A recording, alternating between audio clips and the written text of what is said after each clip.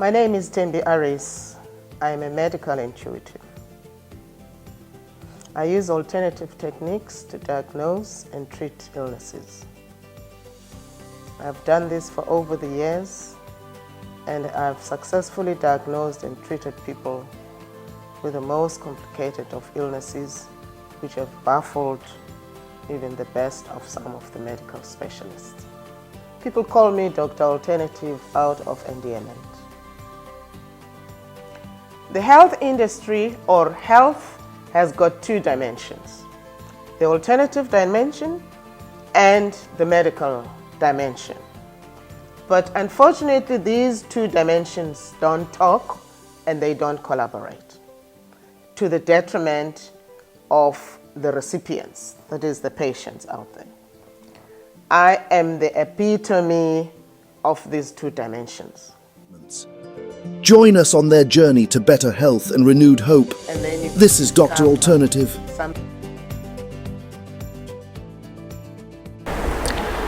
April is a month of tourism where we create awareness about this condition.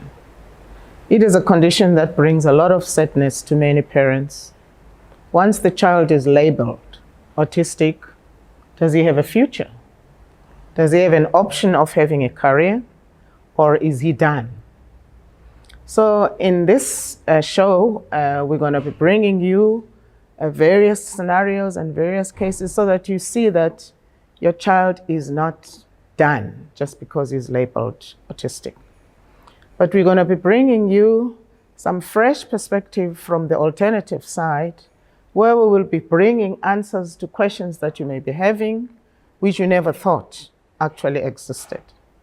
We will bring you different scenarios and different cases that we have taken from point A, and you'll be able to see the transformation from where we took them up to where they are today. Make sure that you watch the show, because it may be a source of hope to those that lost hope about their children. Welcome to our show. As I introduced earlier, we are talking about autism, and we're going to be covering autism throughout this month of April, as it is a month of autism awareness. With me here are the ladies who are going to introduce themselves. Hi viewers, my name is Sharelle. Good day viewers, my name is Nasmusiso. The method we're going to follow today is we have selected two different cases that Sharelle and Busi are going to present to you. They will map out who and what they were suffering from when they visited us to ask for help. And then I'm going to give the diagnosis and how we started working with them from that time up until now, and where are they and how are they today. So over to you. Okay. So from our list of children with autism, I've selected this particular one. A young boy who came to us at the age of 10 years old. He was diagnosed with autism, and he had no interest in anything else other than what he wants to do. He didn't like watching TV or cartoons like most kids his age. He was antisocial because he couldn't communicate, only understanding basic instructions given. He was also a big eater, but nothing healthy, which led to him being chubby. He was put in a school for autism, but the mother ended up taking him out as she felt that the programs offered at the school was not helping her child at all. He was not happy attending them, and he ended up getting frustrated and having emotional outbursts and withdrawal symptoms. It is at this stage that the mother heard about alternative methods and decided to come to us for further help. And you are probably wondering what we have to offer, because once a child sits with a diagnosis, then that's it. So you are probably wondering what we have to offer, because once a child sits with a diagnosis, then that's it. So watch our show to get your answers. That is the first patient that we're going to be talking about, as Sharelle has presented him. Now this child, when the mother came to me, she did have some idea of what we are capable of doing, but could not really ascertain to what extent. Okay, could we make the child talk again? Or could we make the child have a better understanding, maybe eat healthy, not be so much into junk, stop the tantrums? And but the question that every parent wants to know, is he ever gonna talk? Those that are totally nonverbal, is he ever gonna talk? Okay, and if he's talking, is he ever gonna be attending a normal school? Okay, and those are the questions that I find a lot in parents, particularly the one, is he ever gonna talk and interact with the parent? Okay. So now my diagnosis, as you understand that, I scan. Some of these children that are autistic, you find they're very hyperactive. Some of them are very anxious when they are brought to an institution that they associate with medicine or nurse or doctors, because some of them have been to so many institutions and getting injections and all that. So then you find that there are those that will totally refuse to cooperate.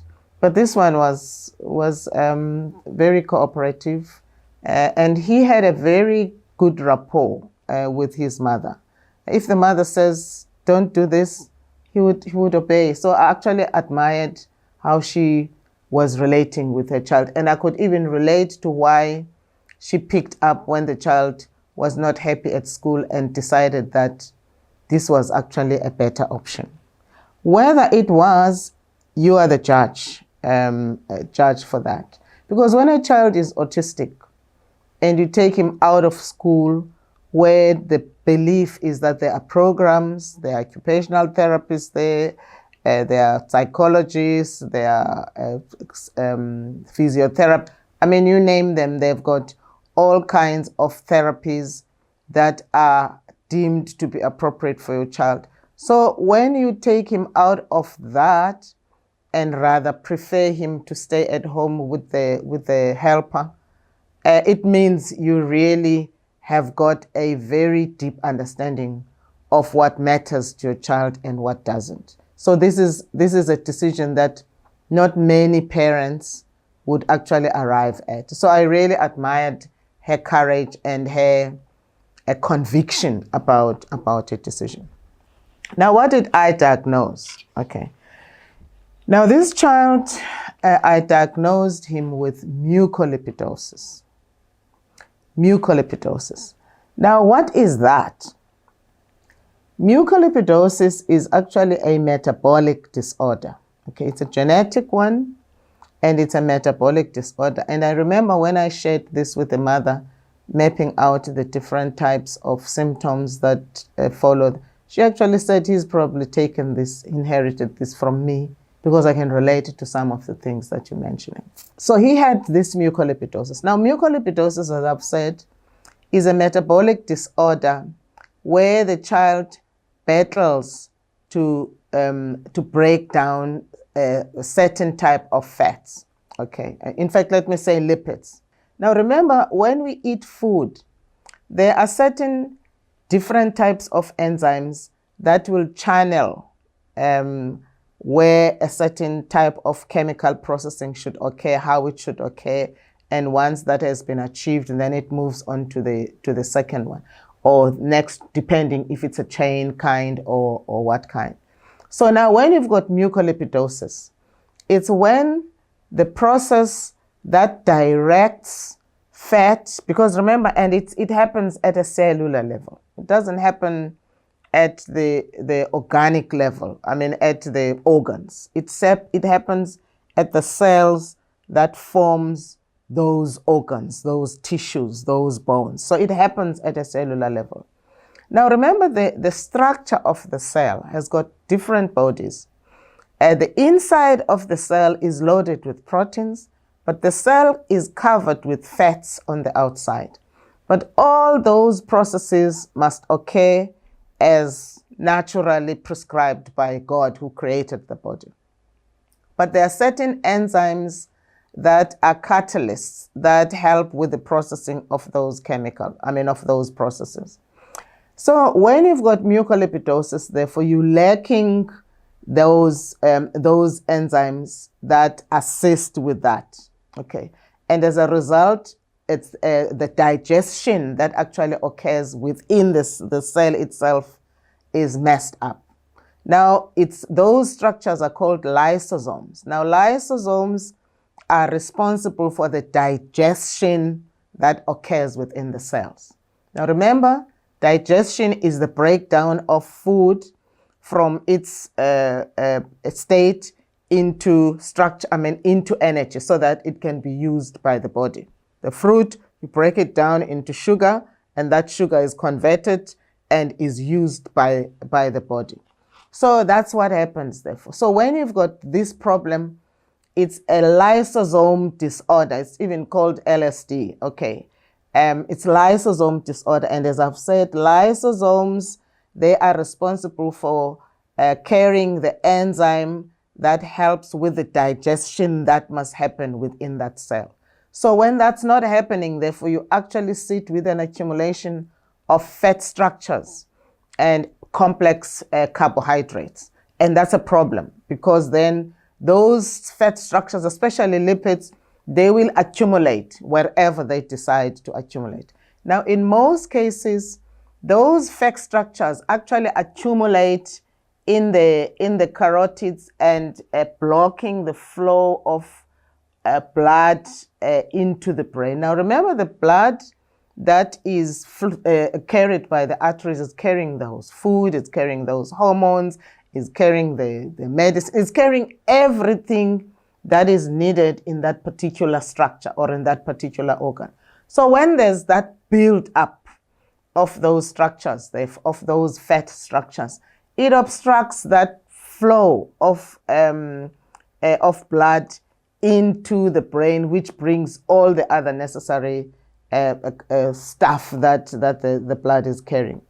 So people with mucolipidosis, therefore, will have issues with the ears because it affects the carotids that serve the temporal lobe. Now, temporal lobes are these lobes on the sides. We've got both right and left temps, and those temps, they carry certain functions. Your emotions are managed and regulated there.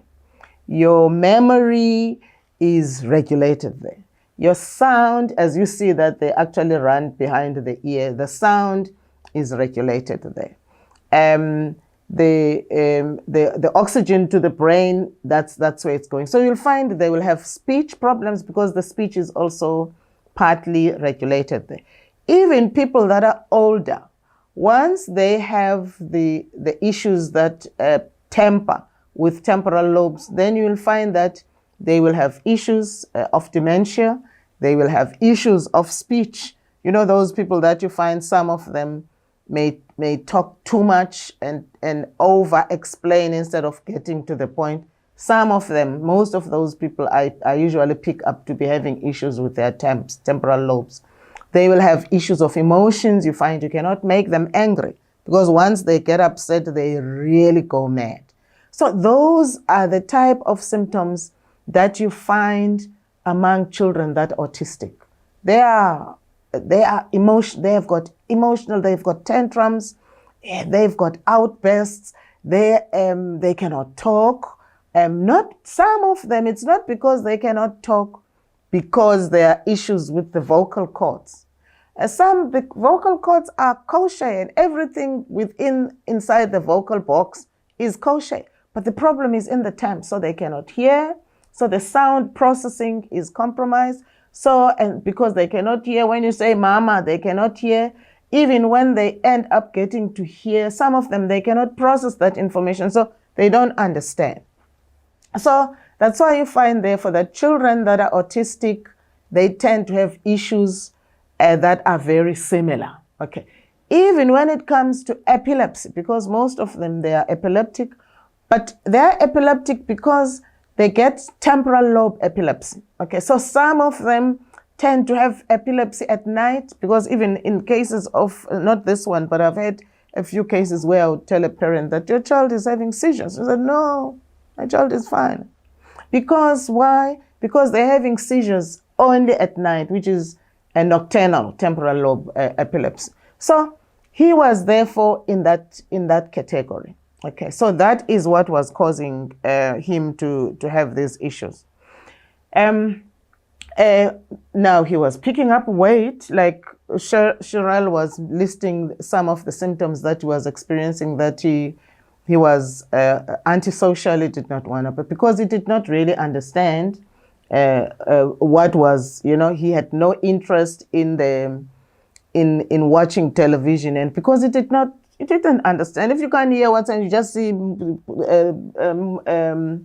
lips moving, you don't even, you can't process. So it's of no interest to him. So it followed that, he had to have, he was picking up weight because of the lipids accumulation, because he cannot metabolize fats, lipids that well, even the carbohydrates, complex carbohydrates, which are also part of the type of food that needs the enzyme that's produced by those lysosomes.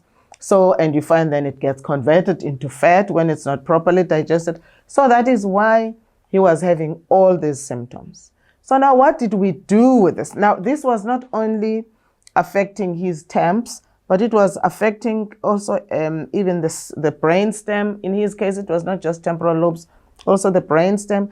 Now remember, even the brain stem is also part of digestion, of metabolism. Why? Because the medulla oblongata, which sits at the base of the stem, is responsible for digestion. Okay, it's part of that, and it's responsible for the heart. Okay, so he was sitting with those conditions. Also, his spleen was a bit enlarged. The splenic veins were kind of blocked, which is why he was such a picky eater.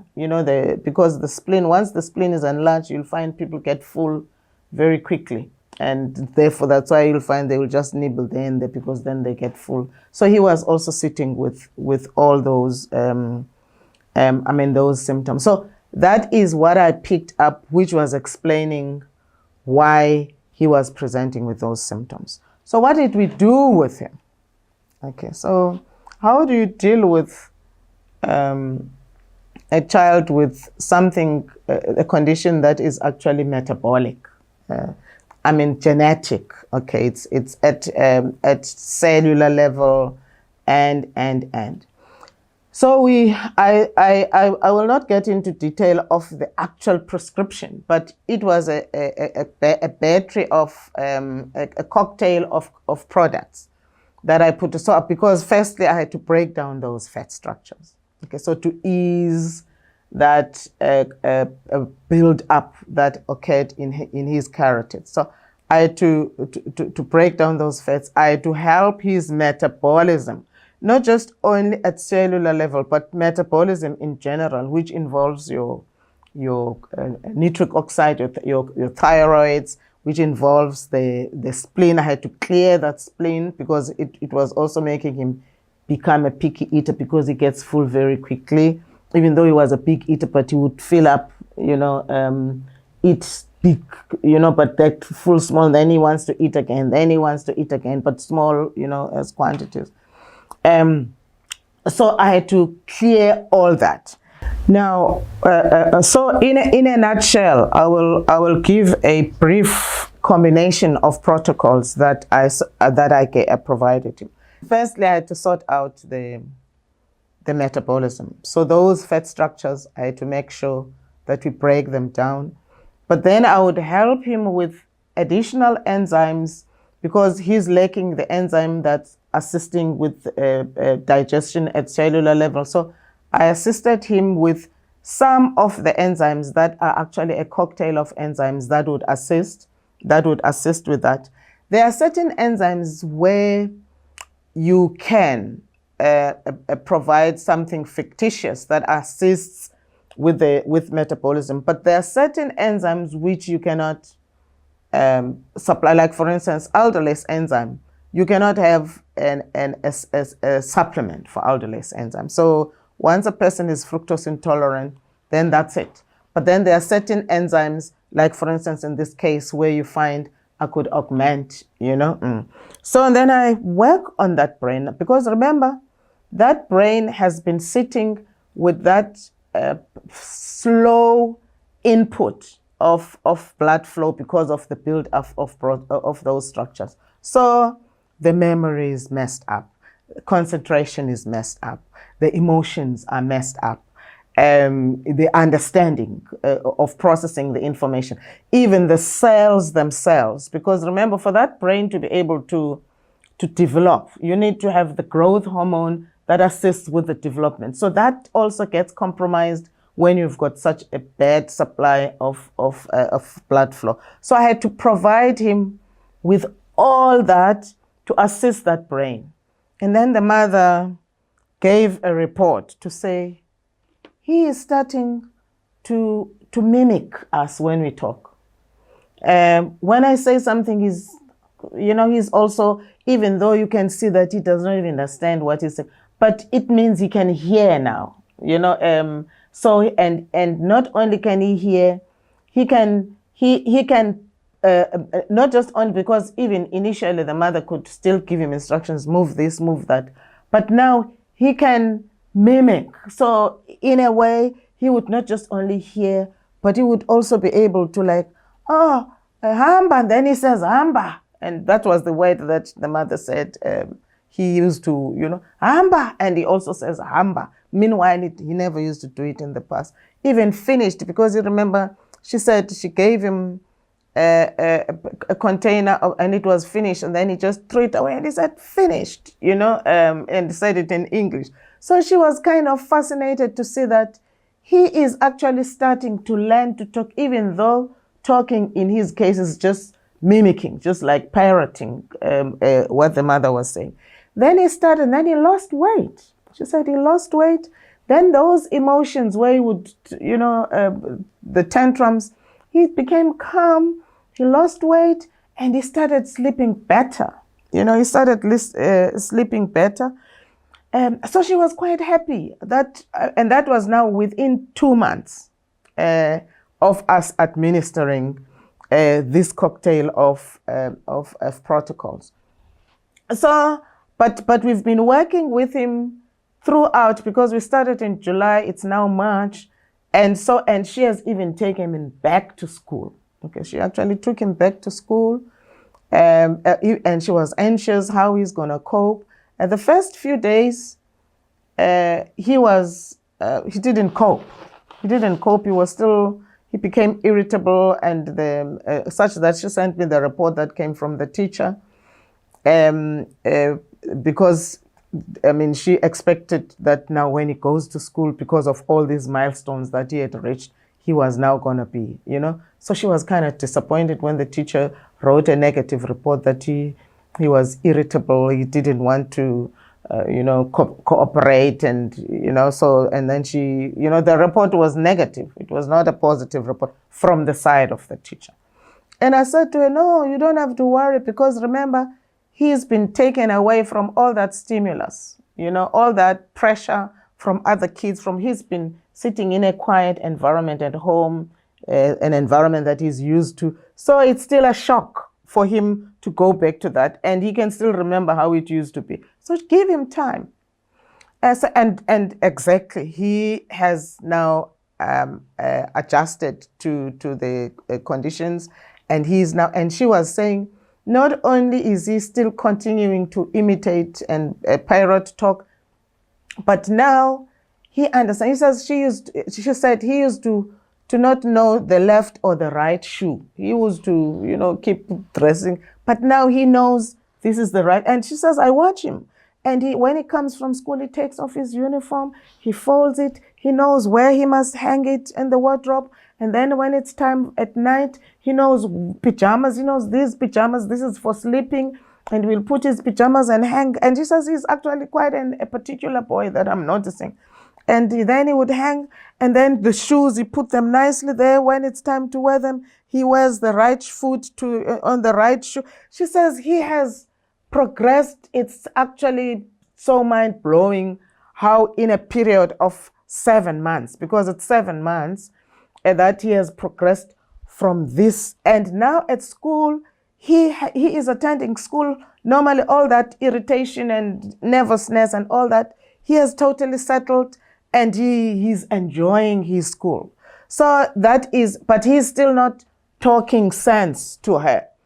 But he can utter words, he can repeat, he can, so he just needs to connect. So we only need now to connect, which is not something that's going to happen immediately, because for him to understand that brain, remember, this brain has not been able to process, but now it's starting to process that, when you say hamba, you're saying go. So he knows now when you say hamba, you're saying go. So he will say hamba and get up and hamba, so he is starting to connect the dots. Okay. So that is the milestone. Those are the milestones that we have realized since we started with him till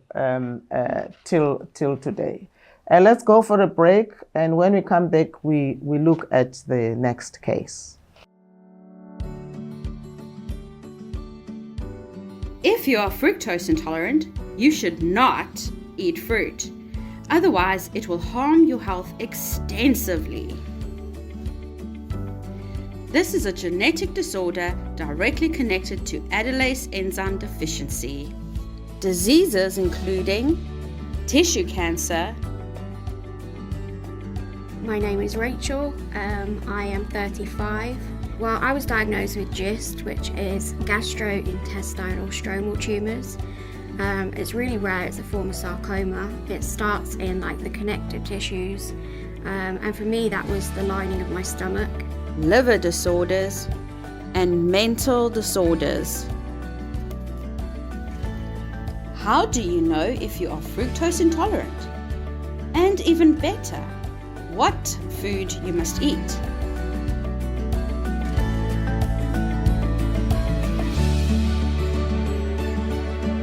Welcome back. We are talking about autism.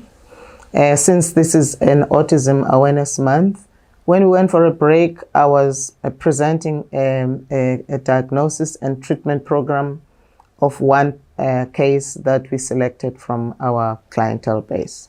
We are now going to move on to Busi, who will present the second case. We have a 6-year-old girl who was diagnosed with autism at the age of 3 years by a psychologist. She attends autistic schools. Before she came to us, her symptoms were she was struggling to sleep, and the mother was not sure if she was struggling to sleep because of the blocked nose. She was snoring, she was non-verbal, and she was a picky eater. Sometimes she doesn't follow the instructions. Coming to you, Mama. In autistic schools, there are programs set aside for autistic children, and it is every parent's wish to take a child into that school, because there are different types of practitioners like therapists, psychologists who can deal with a child. Viewers at home, probably they are wondering, what are you bringing that will make a difference in child's life? Yeah, that's as I've indicated in the previous case, even with this one, because this one, as Busi says, she's still at an autistic school. The mother did not remove her. She just accepted that this is it. Okay. Now with this one, I diagnosed her with mitochondrial dysfunction. Now, what is that? Now, you see, every part of the body is made up of cells. Every part of the body, even the bone, because people say, even the bone, every part of the body is made up of cells. Now, these cell structures have got their own structures within the cell, like they digest food, they change energy, converted it from this to that, they change food from this to that. So they need a complete processing of all these chemical processes to be able to make themselves as cells. So that when you say my skin is the cells of my skin, they need to be, like for instance, people will say, I need to exfoliate and remove the dead cells, because that's the cell process. The cells are made, and when they are made, they must eat, they must convert energy, they must make sure that they survive and do the function of that particular cell, and they must die. So when we say you need to exfoliate, it means those dead cells must be removed. The cells that are worn out must die. Sometimes they are recycled. So all that process is happening within the cell. And then that cell makes or is available to make, because if it's the cell of an eye, it is made as a cell, but to be part of the structure of that particular eye. So it's a very complex process, so when you've got issues with your eyes, you must know that it starts with the cell of the eye. You don't just go to the eye, it starts with the cell. So when you've got a mitochondrial disease, therefore, you are facing serious problems. Why? Because it's like, for instance, if I may make an example, that if you're building this room, you need bricks.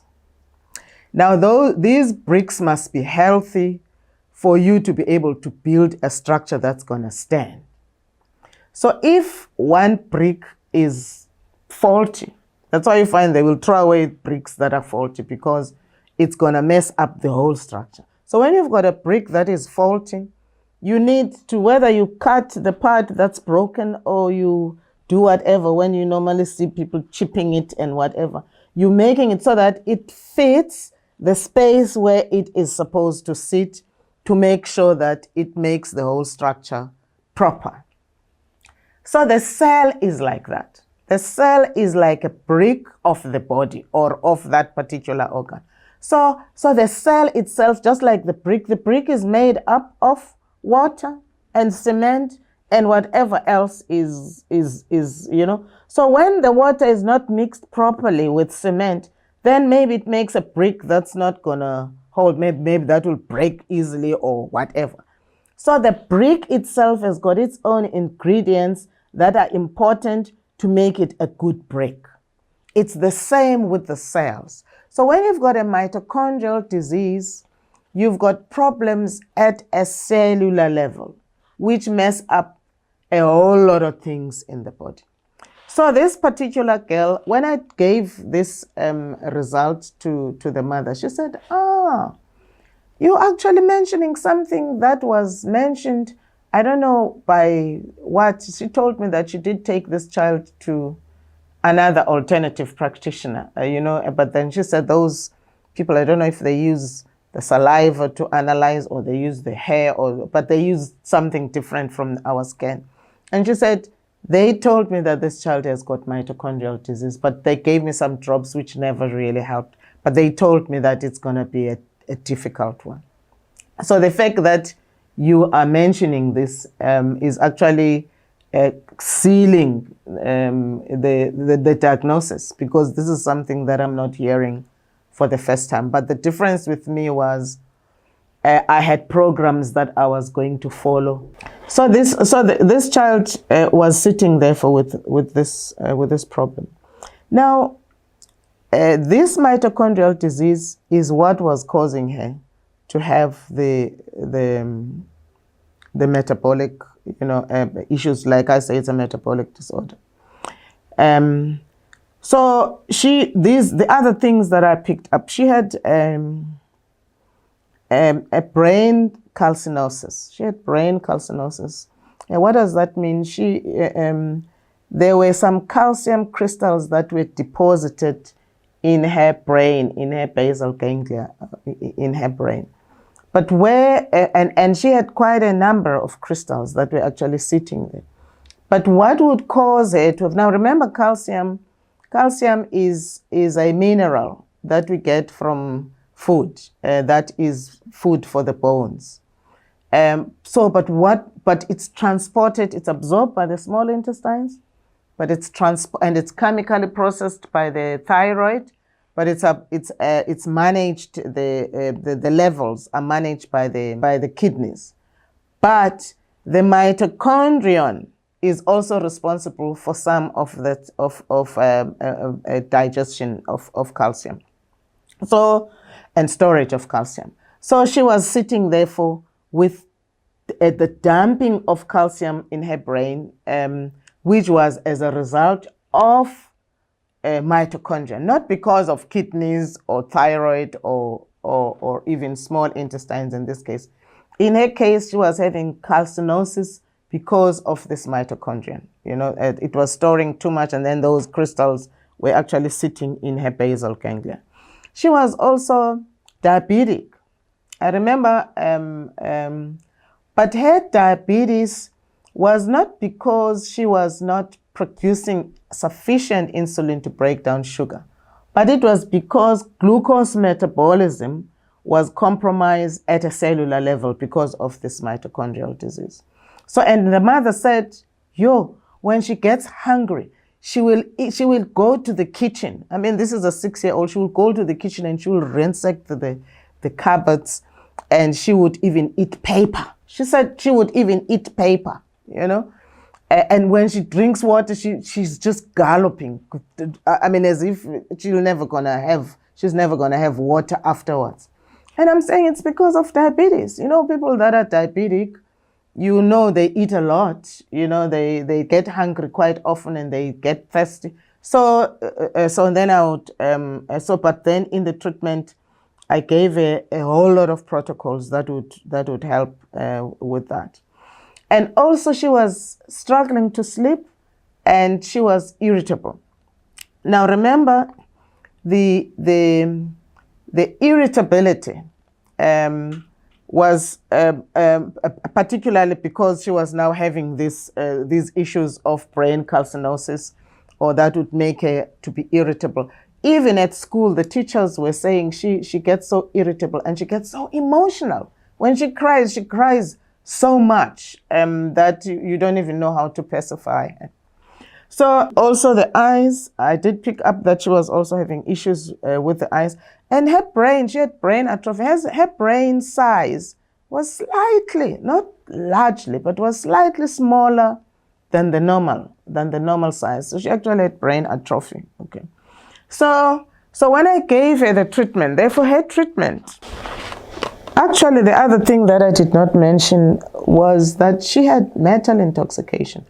And I asked the mother, because remember, people that will have metal intoxication are people that you find either they're exposed to asbestos, if maybe the roof is asbestos, or they're working in areas where, like, for instance, the police, those people that do a lot of gun shooting, whether they're practicing and all that, you'll find they tend to have quite a bit of metallic intoxication because of all that gunpowder and all that. Or people that work at pharmacy, not pharmacies where they produce certain chemicals. Then you find that if they're working with that chemical on an ongoing basis, then you find that they will have metal intoxication. So, or you're staying in an area where traffic, because I remember I had one lady in Pretoria who was so metal, and it was actually a parliamentarian. She says, no, but I work in the office all day, so where would I get metal? And she was heavily metally intoxicated. And the symptoms, she could relate to the symptoms, only to find out her house was along the freeway. So the cars that were, all the fumes that come from that exhaust and all that, she was carrying all that. She sold that house immediately, because she did not realize how much damage it was causing her. So what I'm getting at is that people get a lot of metal intoxication from these various sources. But in this case, so I asked the mother, and she said, no, we're staying on a farm. But a farm, it's even better environment because there's more air there and, oxygen and water. And then she remembered that, before we moved to the farm, we stayed in a house that had asbestos, roofing. So that child was still carrying that metal from that asbestos, and it was affecting him, particularly also with the snoring and all that. So that was the cause of that congestion. Now, in a case like this, how do you start? Where do you start with mitochondrial disease? Because, we're talking cellular level,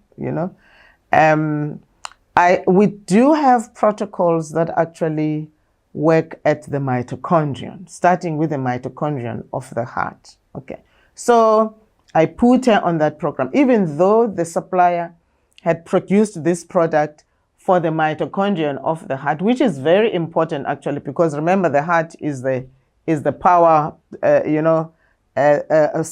organ that pumps all that blood that is servicing the whole body. So that's why I concentrated on the heart. But then I said, if it works for the mitochondrion of the heart, it should work with every other mitochondrion. Okay. So, and then I prescribed this, I dispensed this for her. I gave her a treatment for diabetes to stabilize sugar. I chelated the build up of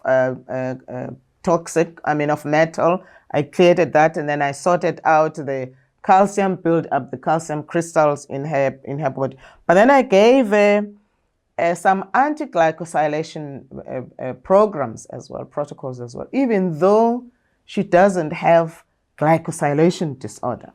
But because she was sitting with metabolic disorders because of the mitochondria that were messing up the synthesis of sugar with proteins and lipids, even though the problem was not from CDG. So I gave her those protocols. And all that worked like a bomb. Then I gave her some vitamins, supplements to kind of beef up the brain cells, because like I said, the brain, she had atrophy. And I worked on the alpha cells, try and beef up the alpha cells and tame the delta waves of the brain, so that she could be calm, beefed up the theta max, because they regulate your sleep waves. And then she started sleeping, she started sleeping well. And then I also helped in taming the hunger pangs. But this time the hunger pangs were mostly from the inability of producing enough hydrochloric acid. So I gave her a stuff that beefed up the hydrochloric acid so that it would assist with the metabolism. Okay. So, and then the mother said, she started becoming calm.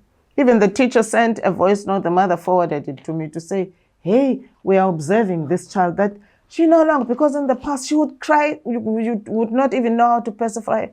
But now, even if others, they come and they provoke her, she just looks at them. And when you watch how she's reacting, she does not look frustrated. She just ignores them. She says, this is something that's like really fascinating to us, that whatever this child is taking is working so well for her. They started reducing the thirst that was now like also uncontrollable. She started drinking normally. She started eating normally. And the mother said, what I find interesting is that even though she was eating so ravenously, she was eating she would even eat papers, but she was not eating certain things like vegetables. She was eating these things like, like your junk, but she would eat like crazy. So she said,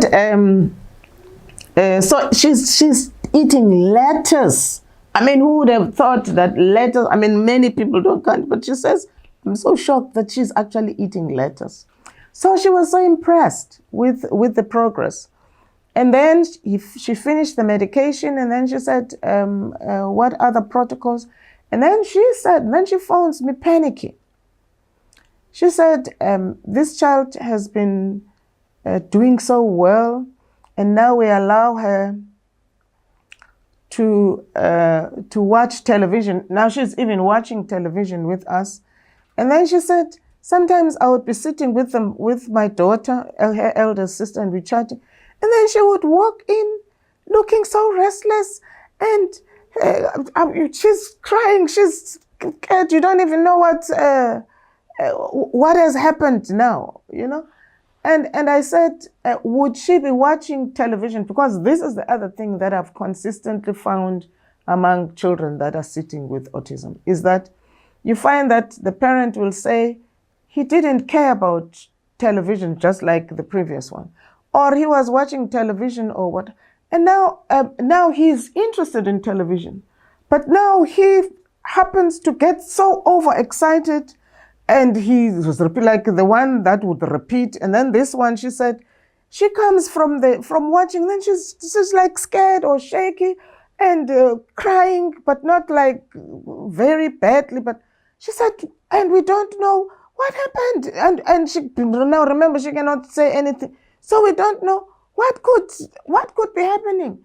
Such that one parent even thought, no man, there's some witchcraft that's happening. Maybe some people are not happy now that they see there's progress on my child. Now they are bewitching my child, because he will be looking at it as though he sees something. He is having a seizure at that time.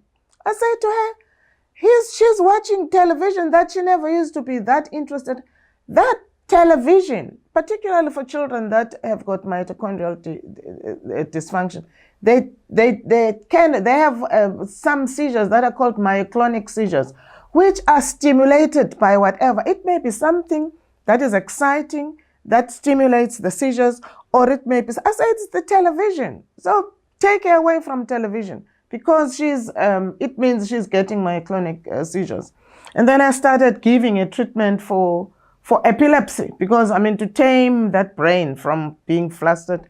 And then she calmed down. She said, no, she's not doing that anymore, but we're not allowing her to watch TV.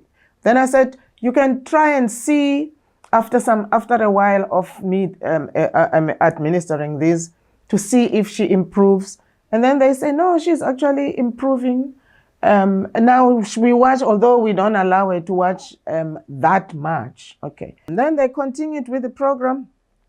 And then all of a sudden, again, she calls and she says she was doing so well, and again, and then she's now starting with the ravenous hunger again. So now she was eating normal, and then all of a sudden she's eating like crazy, and then she's drinking and back to square one. And then I said, no, bring her to the scan so that I can see, because I haven't seen her for some time. I've just been giving her some programs. Okay. She did bring her to the scan. Okay, so the latest scan, I picked up that the ravenous hunger was not now from the hydrochloric acid that was on the low, but she was actually having what we call leaky gut. So I didn't need to beef up the hydrochloric acid. I just had to sort out the leaky gut. And then she said, no, she's now eating well again. But now the sleep, in the sleep, I gave her, I did not give her the stuff that was now stimulating the brain, but now I gave her stuff that would work on the feel-good hormones in her pituitary gland. And she said she has started to sleep well again.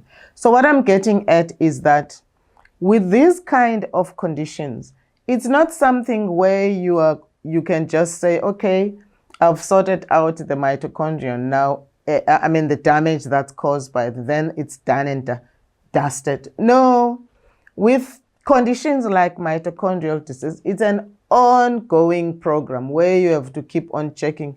As such as I did tell her that she needs to come maybe every 3 months so that we see where is it focusing now, because when it is at a cellular level, you don't know which cells are going to be exposed this time. But there is so much progress. The child is calm. The child is engaging. But she's in her case, she's still not uttering words. It's different from the previous one where he's talking and he's mimicking. She's still not uttering words. But I'm continuing with the program.